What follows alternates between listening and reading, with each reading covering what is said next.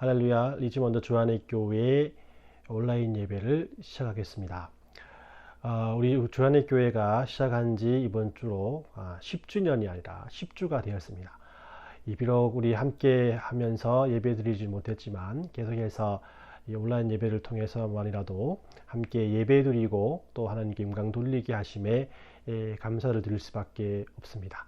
앞으로 또 함께 모여서 예배하고 찬양하는 믿음의 시간이 빨리 돌아올 수 있도록 모든 성도님들 함께 기도해 주시길 바랍니다. 우리 사도신경으로 신앙 고백 하나님께 드리겠습니다.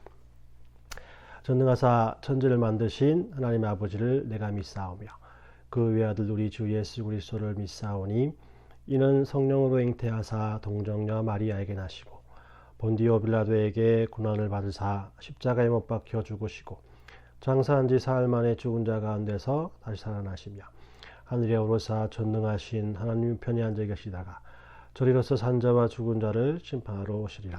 성령을 믿사오며 거룩한 공예와 성도가 서로 교통하는 것과 죄를 사하여 주시는 것과 몸이 다시 사는 것과 영원히 사는 것을 믿사옵나이다. 아멘. 오늘 우리에게 주시는 하나님의 말씀은 사도행전 9장 19절에서 22절까지 말씀입니다. 사도행전 9장 19절에서 22절까지 말씀입니다. 우리 함께 같이 읽도록 하겠습니다. 시작. 사울이 다메섹에 있는 제자들과 함께 며칠 있을새 즉시로 각 회당에서 예수가 하나님의 아들이심을 전파하니 듣는 사람이 다 놀라 말하되 이 사람이 예루살렘에서 이 이름을 부르는 사람들을 멸하던 자가 아니냐. 여기 온 것도 그를 결박하여 대제사장에게 끌어가고자 함이 아니냐 하더라. 사울은 힘을 더 얻어 예수를 그리스도라 증언하여 다메섹에 사는 유대인들을 당혹하게 하니라. 아멘. 우리는 지난주 최초의 순교자인 스데반 집사의 이야기를 드리면서 그리스도인들이 가져야 할 이 세 가지 확신에 대해서 살펴보았습니다. 모든 그리스도인들은 우리 주님께서 우리를 쓰시길 원하신다라는 이 확신을 가져야 하고 또 성경께서 우리를 돕는다는 확신, 그리고 예수님께서 우리에게 하셨던 것처럼 우리들도 그런 삶을 살아가야 한다는 확신을 가져야 한다라고 살펴보았습니다. 저는 지난주 설교를 통해서 그림 하나를 여러분들에게 소개해 드렸는데요. 사도행전에서 가장 인상 깊은 장면 중에 하나인 스데반 집사의 순교 장면이 들어가 있는 그림이었습니다. 스데반을 죽이려고 명령을 내리는 바울과 돌로 치려고 그를 노려보고 있는 사람들, 그리고 하늘을 바라보며 기도하는 스데반과 그 모습을 하나님의 보좌 우편에서 지켜보시는 예수님의 모습이 담겨져 있는 그런 그림이었습니다. 저는 이 스데반의 순교의 모습을 통해서 이 바울의 모습에 집중하게 되었습니다. 어떻게 그리스도인들을 핍박하던 이 바울이 변화되어서 도리어 그리스도를 전하는 믿음의 사도가 되었을까?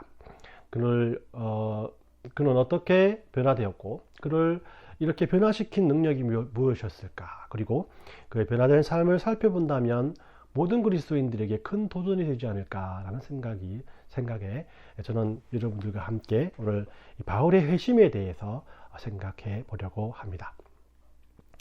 바울은 유대인들 중에서 가장 엄격한 분파인 이 바리새파 출신의 사람이었습니다. 바리새파 중 가장 존경받는 랍비인 이 가말리엘이라는 사람의 문화생이었던 것이죠. 그런 갈라디아서 1장 4절 말씀에 내가 내 동족 중 여러 연갑자보다 유대교를 지나치게 믿어 내 조상의 전통에 대해서 더욱 열심히 있었다라고 말했습니다. 신약 성경에 바울이 처음 나오는 장면이 있는데 우리가 지난주에 살펴보았던 것처럼 사도행전 7장에 있죠. 첫 순교자 스데반이 돌에 맞아 죽을 그곳에서 그 사건을 지휘하는 모습으로 성경에 처음 등장하게 됩니다.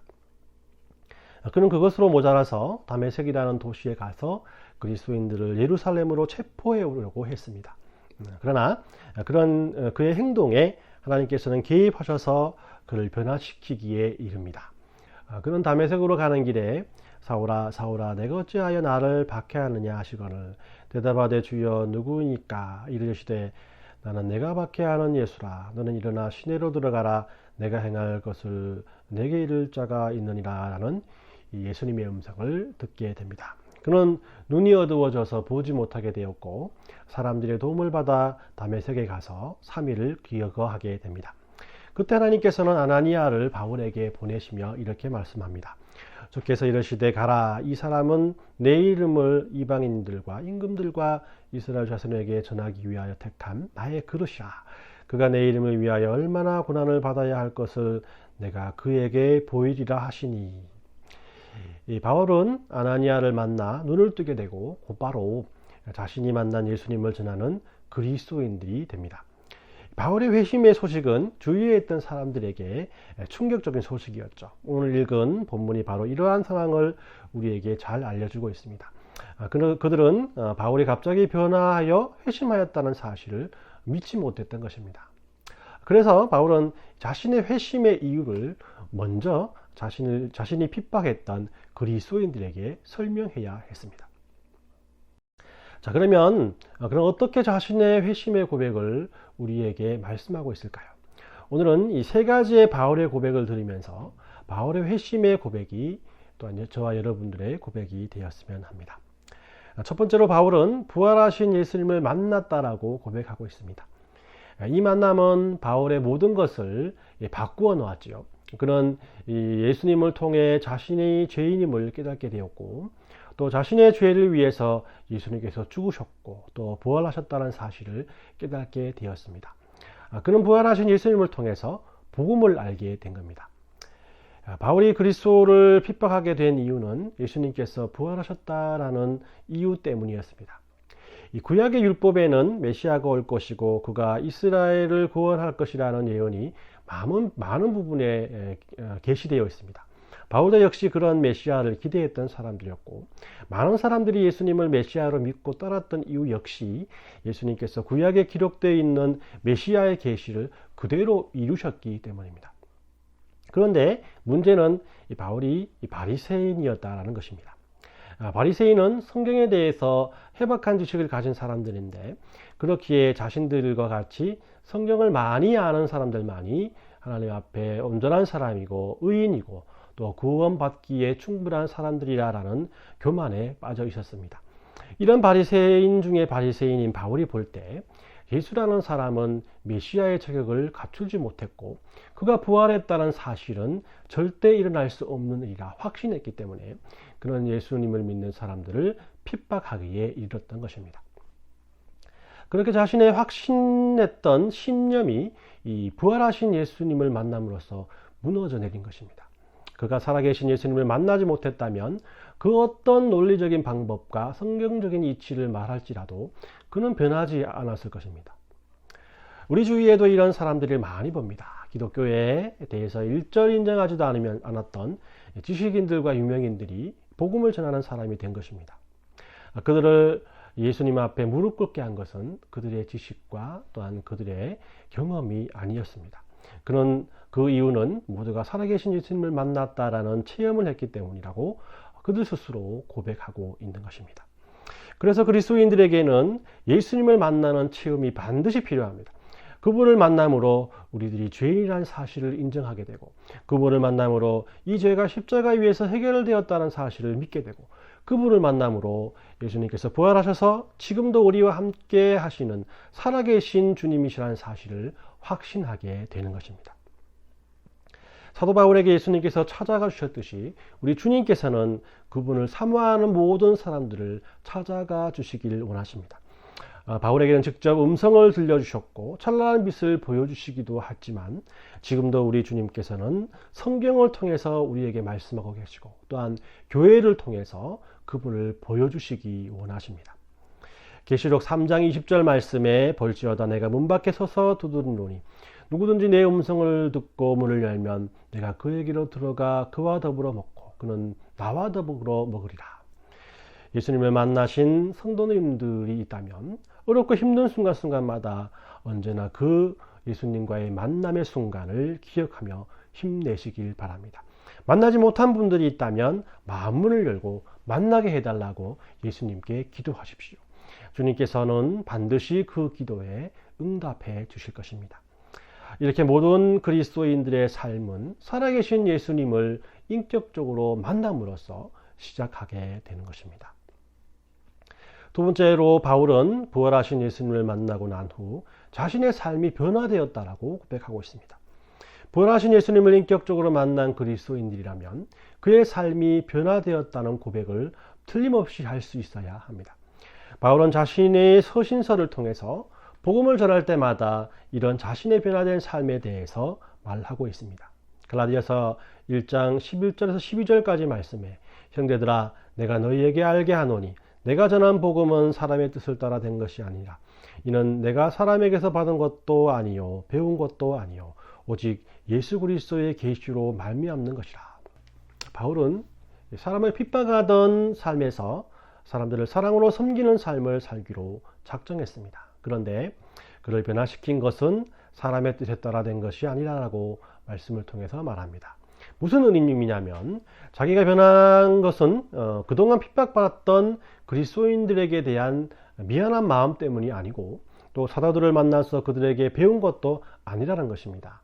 바울이 지금 그리스도인으로 변화된 삶을 살기로 한 이 결정은 그의 목숨을 걸 만큼 신중한 결정이라고 말하고 있는 것입니다. 그는 사람에게 받은 정보와 또 사람에게 대한 미안한 감정에 목숨을 걸고 싶지 않다라는 것입니다. 지금 자신이 목숨을 걸 만큼 복음에 대해서 확신할 수 있는 것은 그것이 사람에게서 얻은 것이 아니라 예수님을 만나면서 이루어진 것이기 때문이라고 말하는 겁니다. 아마도 그 은혜는 바울 자신만이 알 수 있는 그 은혜겠지요. 그래서 바울은 그 은혜에 대해서 고린도후서 4장 4에서 6절까지 말씀을 통해서 이렇게 설명합니다. 그중에 이 세상에 신이 믿지 아니하는 자들의 마음을 혼미하게 하여 그리스도의 영광의 복음의 광채가 미치지 못하게 함이니 그리스도는 하나님의 형상이니라. 우리는 우리를 전파하는 것이 아니라 오직 그리스도 예수의 주되신 것과 또 예수를 위하여 우리가 너희의 종된 것을 전파합니다. 어두운데 빛이 빛이라 말씀하셨던 그 하나님께서 예수 그리스도의 얼굴에 있는 하나님의 영광을 아는 빛을 우리 마음에 비추셨느니라. 이 자신이 예수님에 대해서 알지 못했던 것은 이 복음의 광채가 비치지 않기 때문인데 이 자신이 복음을 전하는 삶을 살게 된 것은 6절에 말한 것처럼 하나님께서 하나님의 영광을 아는 빛을 우리 마음속에 자신에게 비추어 주었기 때문이라고 말하고 있는 것입니다. 이 빛은 영적인 빛을 말합니다. 육신의 눈으로는 보지 못하는 빛이라는 것이죠. 그러나 영적이지만 또한 실제적으로 우리가 인식할 수 있을 만큼 존재하는 빛이기도 한 것입니다.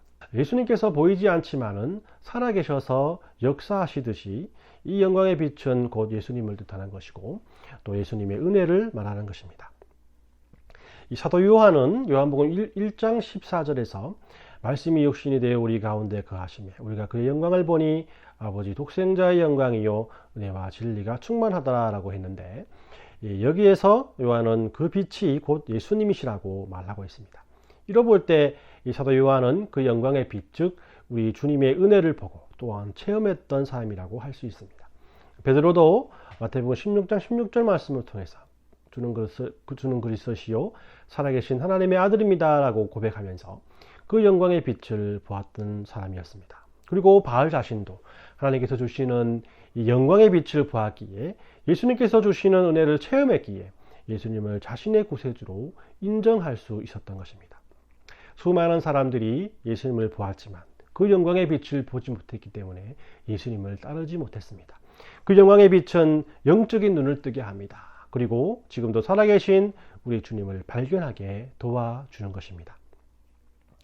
그리스도인들이 복음을 전하고 변화된 삶을 살지 못하는 이유는 그들이 살아계신 예수님을 인격적으로 만났음에도 불구하고 그것을 확신하지 못하기 때문입니다. 이 바울과 같이 목숨을 걸 만큼 확신이 들지 않기 때문이라는 것이죠. 우리들의 모습을 한번 되돌아보십시오. 이 텔레비전의 뉴스나 잘못된 소문과 친구들이나 주위의 사람들의 이야기에 귀를 기울이면 하루에 몇 번이고 우리의 마음을 바꿔 먹지 않습니까? 과학적이고 논리적으로 이 기독교를 매도하는 사람들의 말을 들으면 또한 성경이 모두 가짜와 같이 들리지 않습니까? 이런 연약하고 어리석은 우리들이기에 복음에 대한 확신을 우리 자신에게 기대하기는 너무나 어려운 것입니다. 그렇기 때문에 바울은 하나님의 영광의 빛이 되시고 말씀이 되신 예수님에게서 이 확신을 얻기로 작정했던 것입니다. 이런 바른 믿음의 확신에서 이 삶의 변화를 기대할 수 있습니다.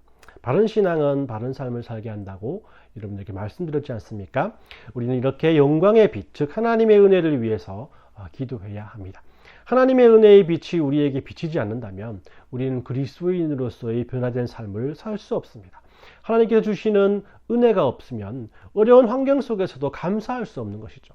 하나님께서 주시는 은혜가 없으면 말씀을 통해서 하나님의 마음을 읽을 수가 없고, 하나님의 은혜가 없으면 시험 가운데서도 승리할 수 없는 것입니다.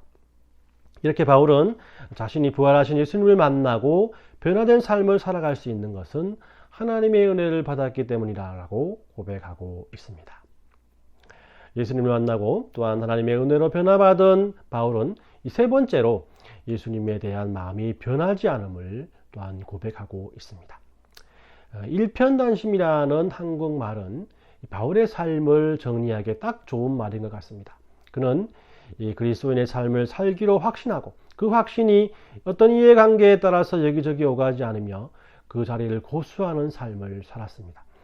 일편단심 복음을 위해 살고 예수님을 위해 살았던 것입니다. 그는 그의 삶을 이렇게 또한 고백하고 있습니다. 사도행전 20장 24절에 내가 달려갈 길과 주 예수께 받은 사명 곧 하나님의 은혜의 복음을 증언하는 일을 마치려 하면은 나의 생명조차 조금도 귀한 것으로 여기지 아니하노라. 또한 디모데후서 4장 7에서 8절까지 말씀에 나는 선한 싸움을 싸우고 나의 달려갈 길을 마치고 믿음을 지켰으니 이제 후로는 나를 위하여 의의 면류관이 예비되어 있으므로 주 곧 의로우신 재판장이 그날에 내게 주실 것이며 내게만 아니라 주의 나타나심을 사모하는 모든 자에게도니라. 우리는 이 바울의 일편단심의 삶이 낭만스럽고 또 은혜스럽기까지 합니다. 그러나 그의 삶은 평탄한 삶이 아니었기에 그 일편단심은 위대하기까지 합니다. 그는 복음을 전하면서 많은 어려움에 처하게 되는데 고린도후서 11장 23절에서 28절까지 말씀을 제가 여러분들에게 읽어드리겠습니다. 그들이 예수님의 일꾼이냐 정신없는 말을 하거니와 나는 더욱 그러하도다. 내가 수고를 넘치도록 하고 옥에 갇히기도 더 많이 하고 매도 수없이 맞고 여러 번 죽을 뻔하였으니 유대인들에게 40에 하나 감한 매를 5번 맞았으며 3번 태장을 맞고 1번 돌로 맞고 3번 파선하고 일주야를 깊은 바다에서 지냈으며 여러 번 여행하면서 강의 위험과 강도의 위험과 동족의 위험과 이방인의 위험과 시내의 위험과 광야의 위험과 바다의 위험과 거짓 형제 중의 위험을 당하고 또 수고하며 애쓰고 여러 번 자지 못하고 줄이며 목마르고 여러 번 굶고 춥고 헐벗었노라. 이 외의 일을 고사하고 아직도 날마다 내 속에 눌리는 일이 있으니 모든 교회를 위하여 염려하는 것이라. 이런 어려움 속에서도 포기하지 않고 오직 한 길만을 갔던 그의 삶은 진정으로 변화된 그리스도인으로서의 삶을 모범적으로 보여주고 있습니다. 그렇다면 이 사도 바울을 일편단심으로 만든 원동력은 무엇이었을까요? 무엇이 그를 복음을 전하는 것 외에는 아무것도 생각하지 않게 했고 교회와 성도를 섬기는 일에 일평생을 바치게 했던 것일까요? 그것은 우리 주님과 지체들을 향한 사랑 때문이었던 것입니다. 그는 먼저 예수님을 사랑하는 마음으로 자신의 육체적 고통까지도 예수님을 따르는 마음으로 인내했다라고 고백하고 있습니다. 고린도후서 4장 8에서 10절까지 말씀에 우리가 사방으로 우겨쌈을 당하여도 쌓이지 아니하며 답답한 일을 당하여도 낙심하지 아니하며 박해를 받아도 버림받지 아니하며 거꾸로 뜸을 당하여도 망하지 아니하고 우리가 항상 예수의 죽음을 몸에 짊어짐은 예수의 생명이 또한 우리 몸에 나타나게 하려 함이라. 또한 고린도후서 11장 11절의 말씀에 어떠한 까닭이냐 내가 너희를 사랑하지 아니함이냐 하나님이 아시니라 라고 고백하면서 그가 이런 위험한 상황 속에서도 일편단심한 이유는 영혼을 사랑하는 마음이 있었기 때문이라고 말씀하고 있습니다. 그렇습니다. 예수님을 위해 살겠다고 결단하고 결심하는 모든 것은 이렇게 예수님을 사랑하는 마음에서 나와야 합니다. 예수님을 사랑하면 그 결과로 인내함이 주어집니다. 그 인내는 복음을 위해 살아가는 데 힘을 주고 그 힘은 또 다른 지체들에게로 사랑과 인내하는 힘을 전해주게 되는 것입니다. 말씀을 맺습니다.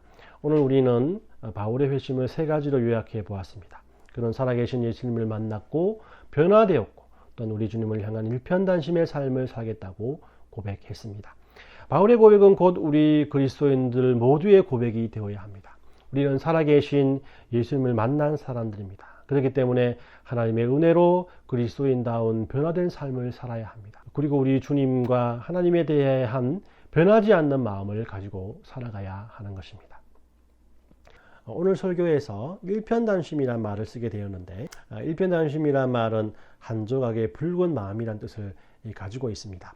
충직하게 하나에만 집중하는, 한 사람에게만 충성하는 마음을 말하는 것이기 때문에 예로부터 충신이나 변하지 않는 사랑에 대해서 쓰는 단어입니다. 일편단심하면 또 하나 생각나는 것이 일편단심 민들레라는 말인데요. 유명한 노래 가사 중에 하나입니다.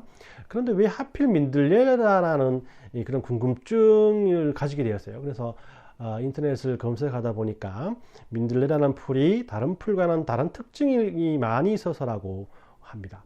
그 중에 하나가 다른 풀들은 이렇게 잔뿌리가 많은데 민들레는 굵직한 외뿌리를 가지고 있다고 해요. 흔들리지 않는 뿌리에 굳고 또한 고줌이 다른 일에 흔들리지 않고 한 가지에만 절개를 지킨다는 의미로 일편단심 민들레라고 이렇게 부르게 되었다라고 합니다. 마침 우리 집 뒷마당에 민들레가 있어서 진짜로 뽑아보니까 굵은 뿌리를 가지고 있었습니다. 예수님을 인격적으로 만난 그리스도인들도 가지기 힘든 일편단심이라는 단어를 흔하고 흔한 이 민들레에게서 발견하게 되었던 것이죠.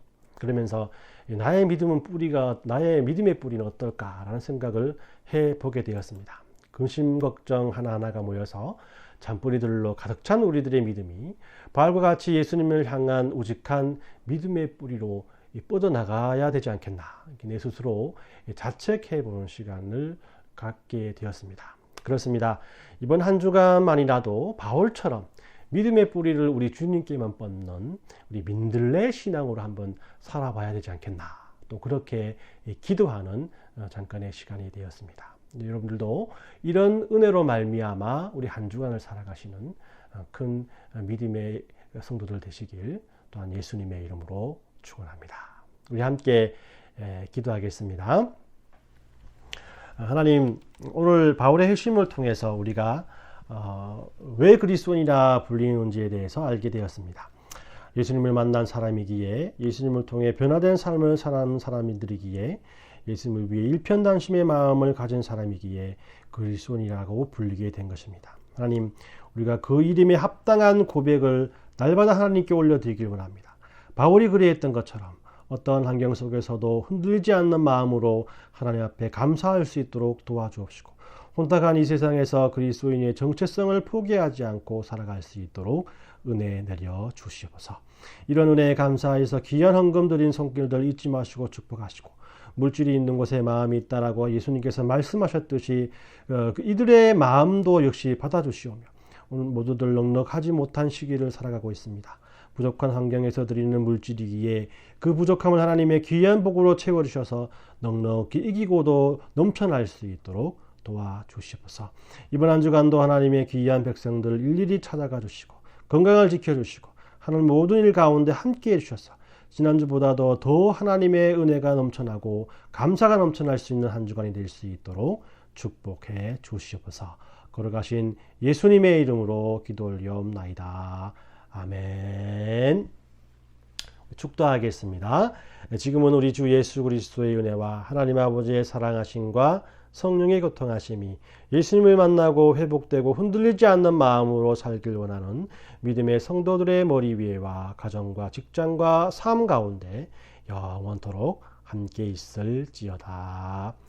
아멘.